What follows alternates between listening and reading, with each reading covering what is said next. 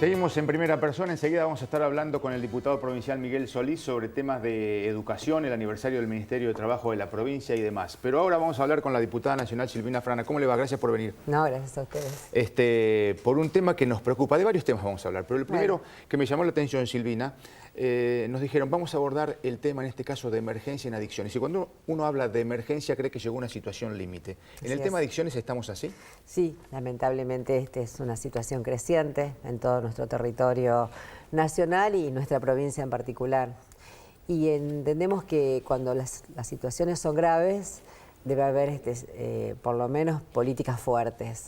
Ya en el año 2016 la Pastoral Nacional de Adicciones y muchas organizaciones nos pidieron que declaráramos la emergencia en adicciones. Y así fue que muchos legisladores presentamos proyectos de ley en ese sentido. ¿Y qué significa esto?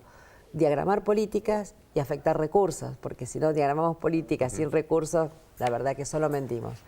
Y me parece que esto no debe ser un tema de disputas partidarias, acá debe ser políticas de estados que trasciendan una gestión. Por eso queremos una ley para que gane quien gane las elecciones el año que viene, tenga la obligación de poner este tema entre las prioridades, entre los temas a resolver. Y esto tiene que ver lo que estamos planteando en la ley y que muchos plantean, no solamente nosotros, sino también muchas organizaciones que trabajan territorialmente, los curas villeros, la CETED, Movimiento Evita, Vientos de Libertad, bueno, muchas organizaciones. Quienes son por ahí quienes aportan mejores datos, ¿no? Exactamente, ellos también presentaron un proyecto. Lo que tenemos que lograr ahora es un dictamen único y que el Poder Ejecutivo entienda que hay que afectar recursos. Fíjense ustedes que en este presupuesto de ajuste que estamos debatiendo, la CEDRONAR, que es el organismo que atiende esta problemática, tiene menos presupuesto que el año pasado. Así que creo que debemos levantar la voz, hacer un debate fuerte y exigir a los gobiernos, tanto nacional, provincial, con quienes no vamos a hacer de esto una cuestión política. Vamos a poner a la luz una realidad compleja que se cobra vidas, porque acá hay que decir, hay gente que se muere, sobre todo hay muchos jóvenes que se mueren por esto. Entonces requiere una respuesta inmediata del Estado y una concientización de la sociedad. Más allá de los curas que participan, de los movimientos, ¿ha encontrado buena predisposición en el resto?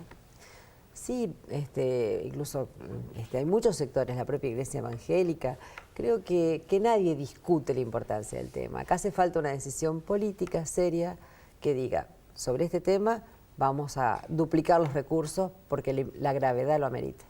Y porque defendemos la vida siempre, y también en este tema. Lógicamente, con respecto a este caso de las últimas horas de la chiquita que apareció muerta en Buenos Aires, donde los asesinos hablan de drogas como si nada y de alcohol como si nada, yo creo que es por ahí cuando la gente toma un poco más de conciencia, porque por ahí como que nos falta un sacudón. Y lamentablemente tenemos que recurrir a estos ejemplos. Sí, lamentablemente cuando aparecen estos ejemplos trágicos, es como gran parte de la sociedad reacciona, porque bueno, a lo mejor viven situaciones donde no se cruzan con esto y nadie es responsable por eso. Por eso los que estamos en lugares institucionales tenemos que explicar por qué hablamos de esto, tenemos que dar datos, tenemos que levantar nuestra voz y ponernos de acuerdo. Básicamente la gente quiere que nos pongamos de acuerdo y demos respuestas. La paso otro tema que ya lo habíamos abordado y tiene que ver con la situación por la que están atravesando las mutuales en la República Argentina, que se ven involucradas en este tratamiento del presupuesto, más que nada por el tema del pago de ganancias y demás, y los perjudica. ¿Cuál es su posición al respecto? ¿Cómo lo está trabajando? ¿Y qué es lo último que se sabe? Mire, yo creo que esto no lo podemos analizar si no analizamos el contexto en que esto se da. Esto se da en un contexto de un presupuesto que tiene que cerrar números para que el Fondo Monetario Internacional se reasegure que le vamos a pagar la deuda. Ese es el contexto.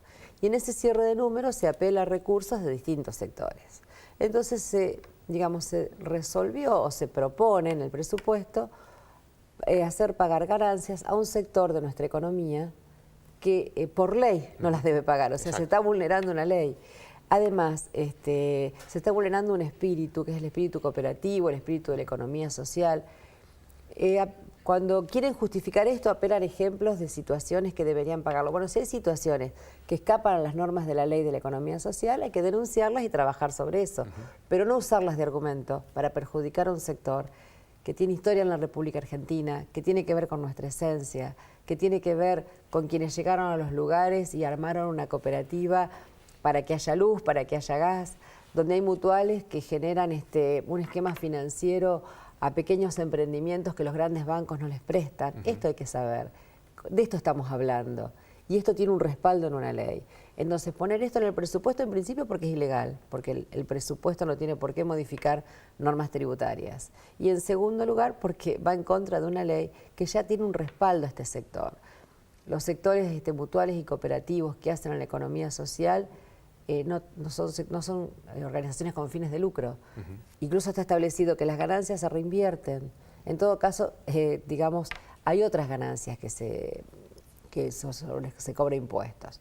Entonces, muchos fuimos los sectores que planteamos esto, seguimos defendiendo estas situaciones. Nuestro país es un país que a partir de este sector generó mucho crecimiento en el interior, a veces desde un sillón de Buenos Aires. El mutualismo uno lo ve de una manera en el interior y en Buenos Aires se ve de otra. Porque no lo conocen y porque además tenemos que saber que hoy nuestro país está expuesto a una economía de mercado y nuestro país no resiste una economía de mercado porque estamos en inferioridad de condiciones.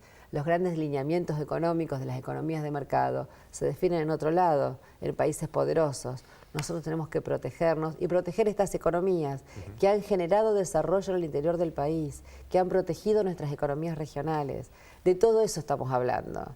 Entonces hay que ser muy cuidadosos cuando se debaten estos temas. Con respecto al tema mutuales, el gobierno dice, bueno, los escuchamos, podemos dar un paso atrás y podemos volver a debatir el tema para no perjudicarlos. ¿Cómo ve este accionar de prueba y error, prueba y error?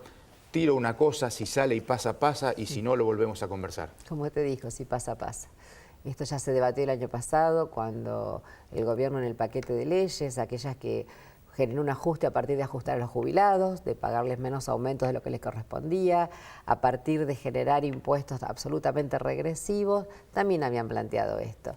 Y en esa oportunidad nosotros opinamos lo mismo, digo, porque no cambiaron los fundamentos de nuestra opinión.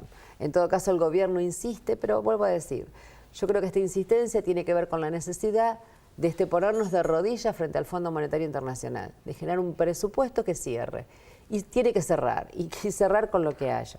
Porque fíjense que poco se habla del Fondo de Garantía de Sustentabilidad.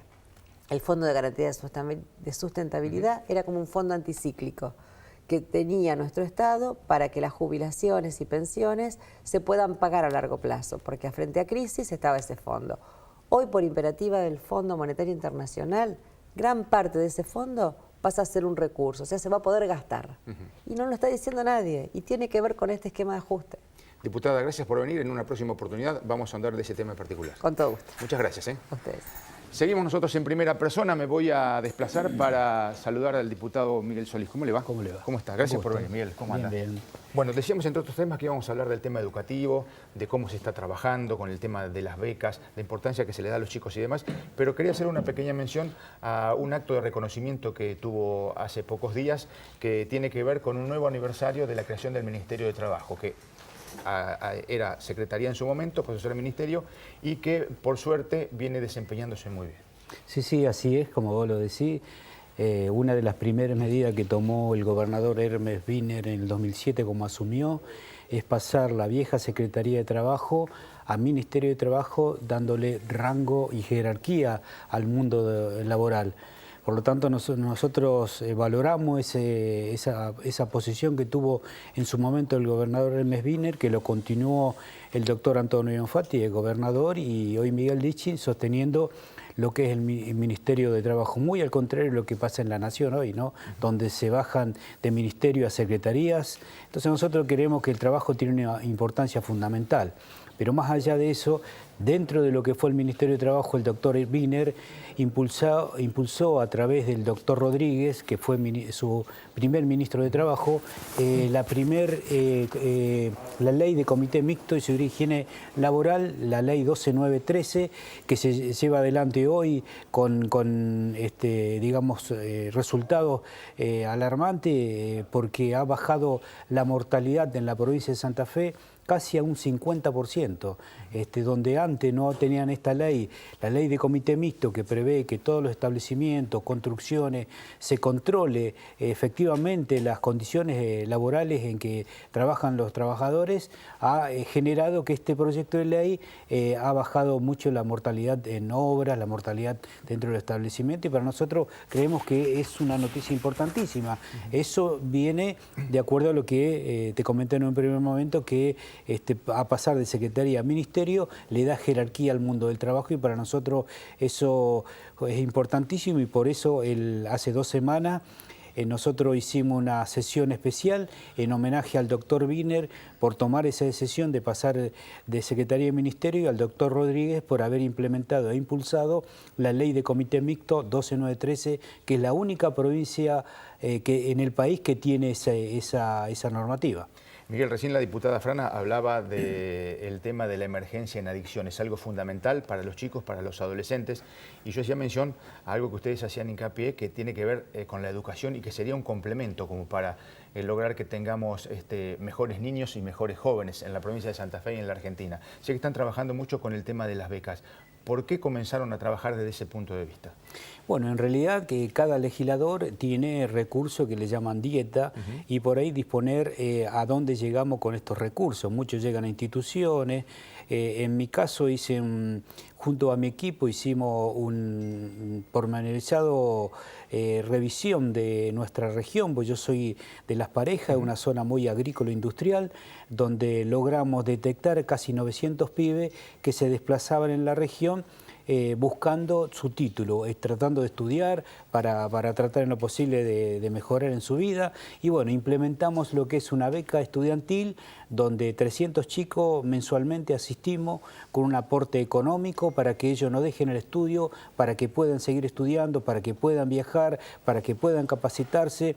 Para nosotros nos pareció importantísimo, porque son herramientas que nosotros brindamos para que se eduquen los trabajadores, los alumnos, los niños. Nosotros creemos que esa ha sido una medida importantísima, y le estamos sosteniendo y estamos trabajando muy fuerte en nuestra región con esa implementación del plan de beca. Por supuesto, también gestionamos a través de la provincia muchos planes que también tiene el Ministerio de Educación, como el medio boleto estudiantil, el vuelvo a estudiar, o sea que herramientas que le dan a la educación valiosísimas que tratamos de defender en el territorio. Usted se menciona que los chicos buscan un título, y después del título hay que buscar un trabajo, ya que hace mención a las parejas y al gran polo productivo que es la región. ¿Cómo están las cosas allí? Bueno, no muy bien, porque estamos siendo sacudidos por esta situación que vive la nación, una recesión tremenda, una inflación imparable que no la podemos controlar, que no se puede controlar, y bueno, creemos que estas medidas repercuten lisa y llanamente en contra de los pequeños y medianos empresarios, los trabajadores, los comerciantes, y bueno, en nuestra región se está notando muy fuerte eso, porque casi te podría decir que cerca de 400 empresas pequeñas y medianas que tenemos en la región están con suspensiones de horas, están con quite de horas extras, muchos de ellos, suspensiones de jornada. La situación es bastante complicada, y bueno, estamos tratando de estar cerca con el Ministerio de Trabajo, con el Ministerio de Producción, para brindar algunas herramientas para que no se caiga el empleo. De una manera muy corta lo llevo al tema de la política. Vamos a hablar con Jorge Gen en el próximo bloque de lo que es la política dentro del Frente y de radicales arrepentidos que de Cambiemos quieren volver al Frente. Y en las últimas horas el gobernador ha dicho que no descarta abrirle una puerta al peronismo. ¿Cómo se conforma el Frente de aquí en adelante entonces con todos estos actores? Bueno, el Frente Progresista es una integración de varios partidos que tienen un pensamiento progresista. El radicalismo, por su historia, su trayectoria, está dentro de lo que es el Frente Progresista por su ideología progresista. También está el socialismo, demócratas, varios partidos que le integran. Nosotros, más allá de las personas, los nombres o el partido que puede incorporarse, lo que nosotros tenemos bien claro es que tenemos un programa. Nosotros tenemos un proyecto estratégico provincial al 2030 que se viene cumplimentando, que son la construcción de hospitales, la construcción de acueductos, lo que es la salud pública, lo que es la educación pública, y de ese proyecto no lo vamos a apartar. Quien esté de acuerdo puede incorporarse al Frente Progresista. No estamos de acuerdo con las posiciones de derecha, donde el libre mercado, donde quieren privatizar todo. O sea que el Frente Progresista está conformado por varios partidos, pero tiene articulada una posición bien clara, y es la que vamos a defender. Seguramente que si hoy un partido progresista gobernara a la nación, no estaría pasando lo que pasa en estos momentos, donde se recorta a los jubilados, donde se quiere avanzar sobre las cooperativas. Nosotros tenemos 800 cooperativas en Santa Fe y las tenemos que defender, porque son la economía social dentro de los pueblos y comunas de nuestra provincia de Santa Fe. No puede ser que quieran cobrar el impuesto a las ganancias, donde estas mutuales no tienen ganancia, porque son sin fines de lucro. Realmente nos sorprende las medidas que lleva este gobierno nacional, que ni siquiera se ponen colorado cuando llevan adelante estas medidas antipopulares, que lo único que afecta es a las clases medias, a los trabajadores, a los pequeños y medianos comerciantes, la pequeña y mediana empresa. Realmente sorprendido. Todo apunta a que el 2019 será un año complicado. ¿Lo será aún más teniendo en cuenta que será un año electoral? Sí, seguramente que el año que viene va a haber elecciones a nivel municipal, provincial, nacional. Va a ser un año complejo, pero más nos preocupa la situación económica, porque vemos que los famosos brotes verdes, la lluvia de inversiones no viene, lo único que tenemos es inflación, lo único que tenemos es tarifazo. Es preocupante porque no le vemos salida a los jubilados que vienen permanentemente a visitarnos a nuestra oficina, donde piden que le paguemos los medicamentos, los hospitales no les llegan los medicamentos de la nación, o sea que más allá de la cuestión política preocupa la cuestión social que estamos sufriendo hoy en todo el país, ¿no? ¿Ve una solución a corto plazo?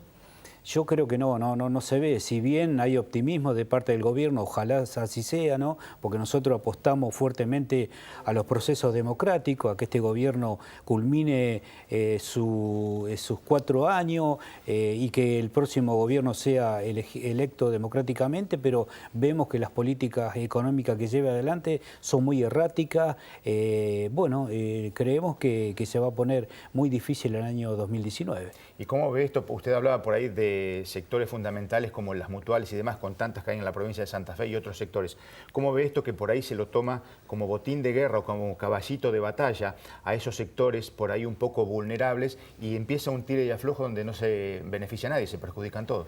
Sí, bueno, esto tiene un agravante. Quien gobierna hoy Argentina es el Fondo Monetario Internacional y que impone las medidas, y siempre las medidas van impuestas para los más débiles, para beneficiar a los más ricos, ¿no? Porque hoy quienes son profundamente beneficiados son las empresas multinacionales, los que están cercanos al poder y que manejan la bicicleta financiera. Entonces nosotros entendemos que los políticos, los partidos políticos que integramos distintos partidos, cuando asumimos es para resolver los problemas del pueblo y no se están haciendo. Miguel, muchas gracias por venir. Gracias a ustedes. La pausa, la última, y ya se viene Jorge Gen para hablar con nosotros.